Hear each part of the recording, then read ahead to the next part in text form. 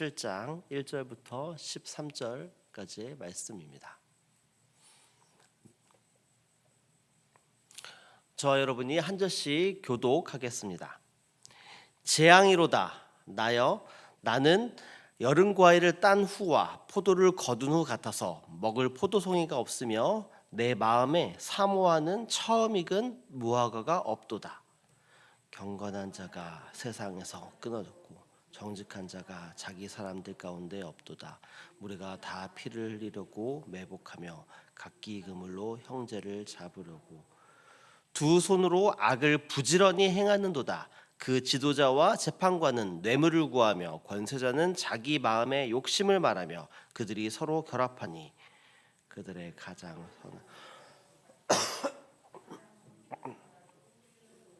더도다. 그들의 파수꾼들의 날 곧 그들 가운데에 형벌의 날이 임하였으니 이제는 그들이 요란하려다. 너희는 이웃을 믿지 말며 친구를 의지하지 말며 내 품에 누운 여인에게라도 내 입의 문을 지킬지어다.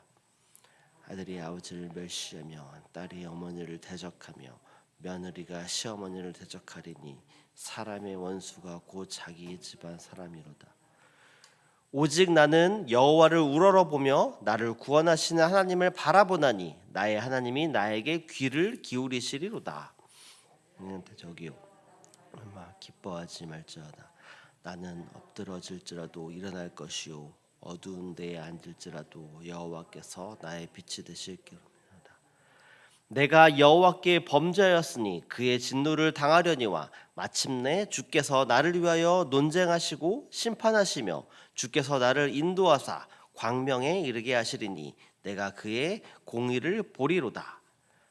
나의 대적이 이것을 보고 부끄러워하리니 그는 전에 내게 말하기를 내 하나님 여호와가 어디 있느냐 하던 자라. 그가 거리에 진흙같이 밟히리니 그것을 내가 보리로다. 내 성벽을 건축하는 날 곧 그날에는 지경이 넓혀질 것이라. 그날에는 아수르에서 애굽 성들까지 애굽에서 강까지 이 바다에서 저 바다까지 이 산에서 저 산까지 사람들이 내게로 돌아올 것이나. 함께 읽겠습니다. 그 땅은 그 주민의 행위의 열매로 말미암아 황폐하리로다. 아멘. 살아계신 하나님의 말씀입니다. 안녕하세요. 평안한 주 보내셨나요? 날이 무척 춥습니다. 오늘은 2025년의 마지막 주 토요일인데요. 정말 2025년 한 해도 다 끝나가는 것 같습니다. 한 해 동안 또 하나님께서 이미 우리에게 주셨던 그 은혜들이 큽니다. 그 은혜들을 잘 생각해보고 또 하나님께서 또 주셨던 그 은혜들 가운데 거하며 또한 내년 한 해를 잘 준비하는 그런 연말 또 그리고 또 연초 되시기를 소망합니다. 특별히 우리 다음 주부터 진행되는 연말 연초 특별 기도회를 통하여서 또 하나님의 은혜 가운데 또 풍성히 거하시는 시간 되시기를 소망합니다. 오늘 우리가 읽은 본문은 미가서 7장 1절부터 13절까지의 말씀 우리가 함께 읽었습니다. 오늘 본문인 미가서 7장 1절부터 13절은 하나님의 백성이 죄로 인해서 넘어지는 상황 가운데에 참된 회개가 무엇이며 또 그 회개가 우리를 어느 방향으로 이끌어 가는지를 보여주는 그런 본문이다 할 수 있습니다. 오늘 말씀을 통하여서 미가서가 말하는 회개의 본질이 무엇인지 그리고 또 넘어짐과 실패의 현실 가운데에서 하나님께서 우리에게 요구하시는 신앙의 태도가 무엇인지를 살펴보기를 원합니다. 먼저 오늘 본문의 시작인 1절 말씀을 우리가 함께 읽어보겠습니다. 재앙이로다 나여 나는 여름 과일을 딴 후와 포도를 거둔 후 같아서 먹을 포도송이가 없으며 내 마음에 사모하는 처음 익은 무화과가 없도다. 아멘. 1절 말씀 속에서 미가 선지자는 자신을 열매를 기다리며 포도밭을 찾았지만 이미 추수가 끝나 아무것도 얻지 못한 그런 사람의 자신을 비유하고 있습니다. 이것은 단순히 아무것도 얻지 못했다라는 개인적인 낙심만이 아니라 하나님 백성 공동체 전체가 영적으로 황폐해져서 아무것도 얻을 수 없는 그런 공동체의 영적 상태를 말하는 것이다 할 수 있습니다. 아무것도 얻을 수 없는 남유다 공동체를 말하면서 2절 말씀에서는 경건한 자가 세상에서 끊어졌다 이렇게 말합니다.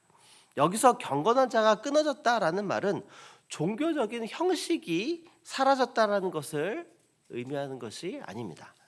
하나님 앞에서 바르게 살고자 하는 마음, 하나님을 두려워하며 살고자 하는 그런 마음을 가지지 않는 사람이 없는 그 남유다의 현재 현실 상황을 지금 말하는 것입니다. 이런 남유다의 문제는 공동체를 구성하는 개개인만의 문제가 아니었습니다. 우리 함께 3절 말씀도 읽어보겠습니다. 두 손으로 악을 부지런히 행하는도다. 그 지도자와 재판관은 뇌물을 구하며 권세자는 자기 마음의 욕심을 말하며 그들이 결합하니. 아멘. 공동체를 구성하고 있는 사람들은 부지런히 악을 행합니다. 이 악은 단순히 개인적인 악이 아닙니다. 지금 지도자와 재판관은 뇌물을 구하고 있습니다. 그리고 권세자는 자기 마음의 욕심을 말합니다.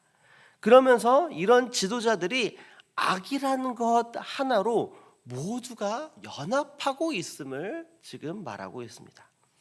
이는 남유다 공동체를 구성하는 개개인뿐만 아니라 사회에 있는 모든 정의가 무너져 있으며 악이 너무나도 능숙하게 행해지고 있음을 지금 보여주고 있는 표현인 것입니다.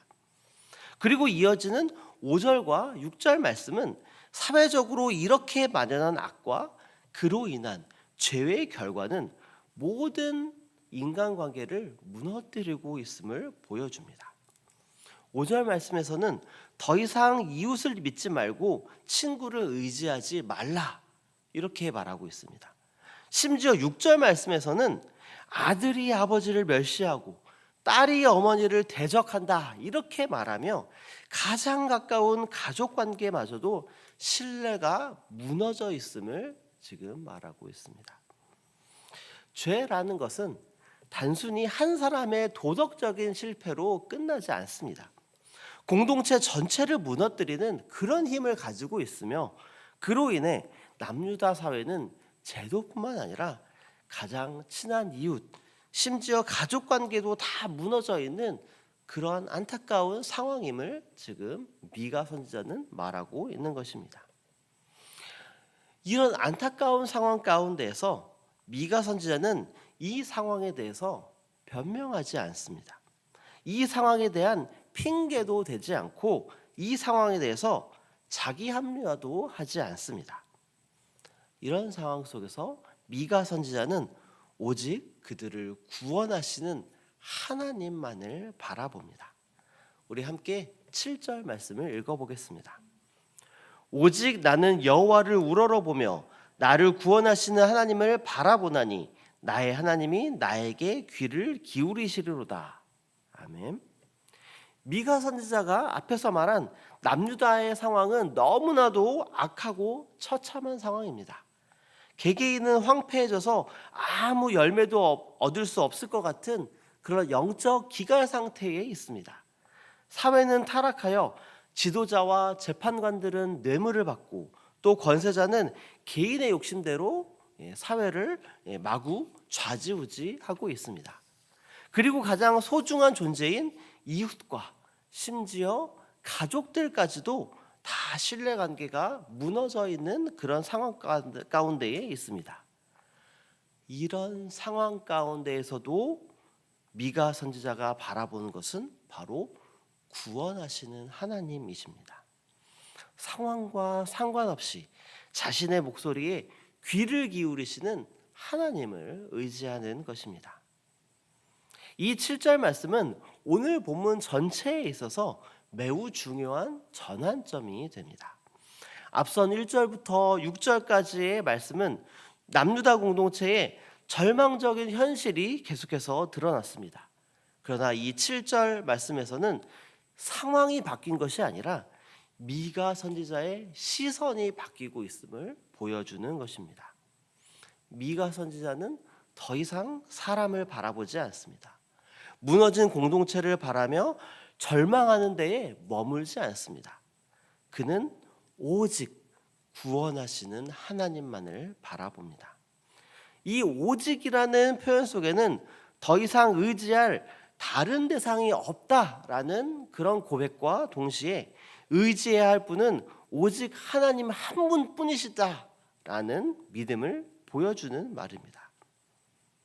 여기서 우리가 바라봐야 할 것은 미가 선지자가 하나님을 바라보게 된 이유가 상황이 나아졌기 때문이 아니라는 것입니다. 사회는 여전히 타락해 있고 관계는 여전히 무너져 있으며 죄의 결과는 여전히 공동체를 짓누르고 있습니다. 그럼에도 불구하고 미가 선지자는 나의 하나님이 나에게 귀 기울일 것이라고 고백하는 것입니다. 이 고백은 개인적인 자신감에서 나온 말이 아닙니다. 다른 사람에 비해서 자신이 의롭기 때문이다라고 말하는 것이 아닙니다. 이 고백은 회개의 자리 가운데에 하나님을 다시 붙드는 그런 믿음인 것입니다. 그래서 이어지는 8절과 9절 말씀은 미가서가 말하는 회개의 본질을 분명하게 보여주고 있습니다. 먼저 우리 8절 말씀을 함께 읽어보겠습니다. 나의 대적이요 나로 말미암아 기뻐하지 말지어다. 나는 엎드러질지라도 일어날 것이요 어두운 데 앉을지라도 여호와께서 나의 빛이 되실 것이미로다. 아멘. 지금 미가는 자신의 상태를 분명히 인식하고 있습니다. 그는 엎드러졌다 이렇게 말합니다. 그리고 어둠에 앉아 있다 이렇게 고백합니다. 이 고백은 회피가 아닙니다. 그리고 문제를 축소하는 말도 아닙니다. 자신의 실패와 넘어짐을 인정하는 그런 고백의 말입니다. 그러나 미가는 이런 자신의 상태를 인정하는 것에서 그치지 않습니다. 그렇기 때문에 이어서 엎드러질지라도 일어날 것이다 이렇게 말합니다.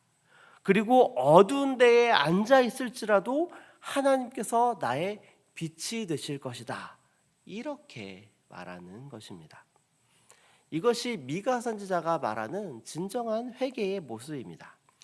회개는 넘어지지 않는 상태를 말하는 것이 아닙니다. 회개는 넘어졌음을 인정하면서도 그 자리에서 하나님을 놓지 않는 믿음입니다. 9절 말씀에서는 이 회개의 고백이 더욱더 구체화됩니다. 우리 마지막으로 9절 말씀도 우리 함께 읽어보겠습니다. 내가 여호와께 범죄하였으니 그의 진노를 당하려니와 마침내 주께서 나를 위하여 논쟁하시고 심판하시며 주께서 나를 인도하사 광명에 이르게 하시리니 내가 그의 공의를 보리로다. 아멘. 미가는 자신의 넘어짐의 원인을 분명히 말합니다. 내가 여호와께 범죄하였다. 상황 탓도 또 시대 탓도 다른 사람의 탓도 하지 않습니다. 죄의 책임이 자신에게 있음을 하나님 앞에 정직하게 인정하면서 회개합니다. 그러나 이 회개의 고백 역시 절망으로 끝나지 않습니다. 이어서 미가는 마침내 하나님께서 자신을 인도해내셔서 광명에 이르게 하실 것을 소망하며 고백하고 있는 것입니다. 여기서 우리는 심판과 회복 사이에 서 있는 하나님의 백성들의 모습을 볼 수 있습니다. 미가는 하나님의 진노를 부정하지 않았습니다. 그렇다고 하나님의 징계를 가볍게 여기지도 않았습니다. 그러나 분명한 것은 그 진노와 하나님의 징계가 끝이 아니다라는 것을 믿고 있다라는 것입니다. 하나님께서는 결국에는 빛으로 그를 이끌어내실 것이다 라는 것을 신뢰하고 있는 것입니다. 이것이 바로 참된 회개의 태도입니다. 회개는 하나님의 심판을 부정하는 것이 아닙니다. 심판 속에서도 하나님의 자비와 회복을 신뢰하는 그런 믿음이 바로 회개입니다. 오늘 말씀의 미가 선지자, 이 시대의 모습과 지금 우리가 살아가는 모습을, 이 시대를 비춰봤을 때 우리의 이 시대 또한 그 미가 선지자의 시대와 크게 다를 바가 없는 것 같습니다.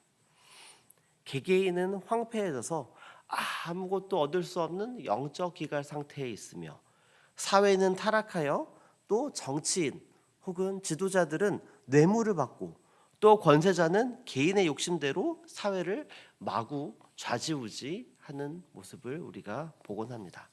그리고 가장 소중한 존재인 이웃과 친구, 심지어 가족 간의 신뢰관계도 깨어져 있음을 우리가 뉴스를 통해서 많이 접하게 됩니다. 이런 타락하고 또 악한 세상을 살아가는 우리에게도 이런 실패와 넘어짐의 순간은 찾아올 수밖에 없습니다. 그런데 여기서 중요한 것은 우리가 넘어졌느냐 넘어지지 않느냐가 아닙니다. 진짜 중요한 것은 우리가 넘어졌을 때에 바라봐야 할 분은 바로 하나님이며, 그때에 하나님께 회개로 나아가야 한다라는 것입니다. 회개는 넘어지는 것이 아닙니다. 넘어졌을 때에 하나님을 붙드는 것입니다. 회개는 상황이 좋을 때 하는 것이 아닙니다. 회개는 문제를 해결한 후에 드리는 고백 또한 아닙니다. 회개는 넘어져 있는 그 자리에서 시선을 하나님께 돌리는 그런 결단입니다. 이런 회개의 고백을 온전히 하나님께 드리는 저와 여러분 되시기를 소망합니다. 그리하여 온전한 회개로 하나님께 나아갈 때에 하나님께서 우리에게 베푸시는 그 용서를 경험하고, 하나님께서 우리에게 밝히 비춰주는 빛 가운데로 나아가는 새순의 모든 성도 여러분들 되시기를 소망합니다. 이 시간 오늘 우리에게 주신 말씀을 가지고, 또 이 자리에 가지고 나온 각자의 기도 제목들을 가지고 기도의 자리로 나아가도록